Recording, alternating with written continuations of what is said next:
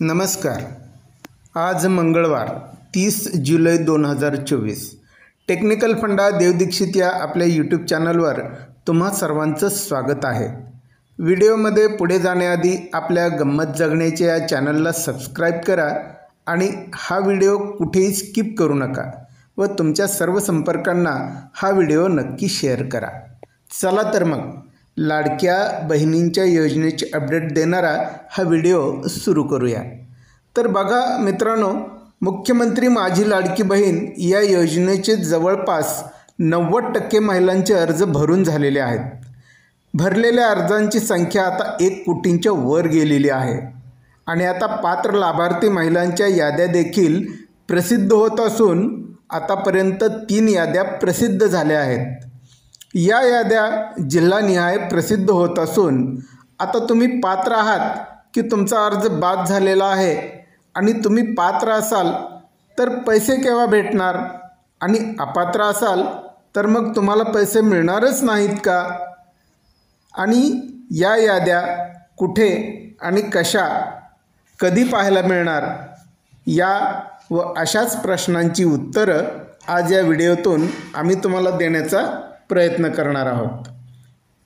तर बघा, लाडक्या बहिणींच्या योजनांची यादी तुम्हाला ऑनलाईन पाहता येणार आहे. तुम्ही कुठं पाहायचं आहे? ऑनलाईन. ऑफलाईनसुद्धा सोय असेल पण आम्ही ऑनलाईनचं सांगतो आहोत. त्यासाठी तुम्हाला नारी शक्ती दूत नावाचं एक ॲप आहे आणि हे ॲप महाराष्ट्र सरकारचं अधिकृत ॲप आहे. ते तुम्हाला प्ले स्टोअरवरून डाउनलोड करून घेता येईल आणि त्या ॲपमध्ये तुम्ही ज्या जिल्ह्यातील रहिवासी आहात त्या जिल्ह्याची यादी पाहू शकाल. तर ॲपमध्ये यादी किंवा तुमचं नाव पाहण्यासाठी जर तुम्हाला काही अडचण वाटत असेल तर व्हिडिओखाली आम्हाला जरूर कमेंट करा आणि विचारा. आम्ही त्या क्षेत्रातील तज्ज्ञांमार्फत तुमच्या प्रश्नाचं व्यवस्थित आणि समाधानकारक उत्तर देण्याचा प्रयत्न करू. यादीत तुमचं नाव असेल व तुम्ही पात्र असाल तर तुमचं खूप खूप अभिनंदन. तुमच्या खात्यात रक्षाबंधनाच्या दिवशी पैसे येण्याची शक्यता आहे. पण जर तुमचा अर्जच बाद झाला किंवा अपात्र ठरला तर मात्र तो कोणत्या कारणामुळे अपात्र ठरला आहे हे थोडंसं तुम्ही समजून घ्या. निराश होऊ नका. तुमच्या अर्जातील त्रुटी शोधा.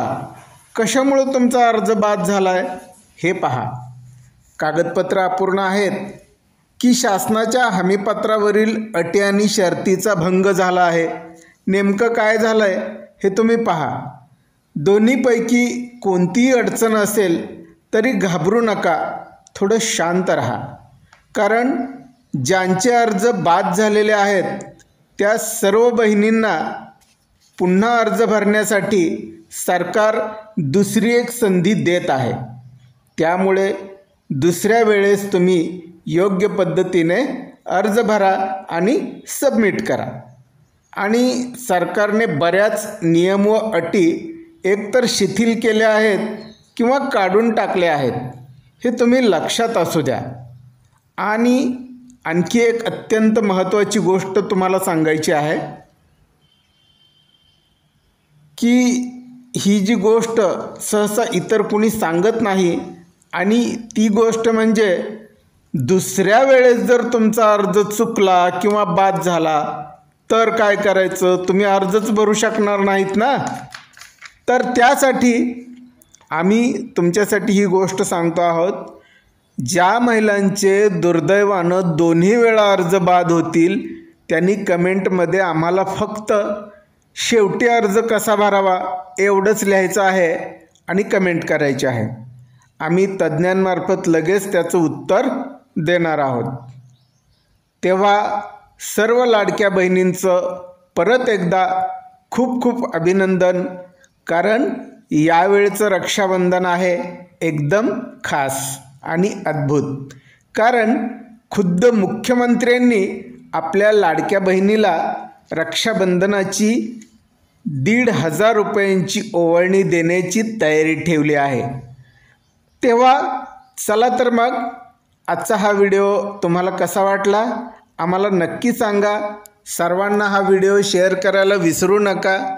पुन्हा भेटूया काही नवीन अपडेटसह. तोपर्यंत नमस्कार, धन्यवाद.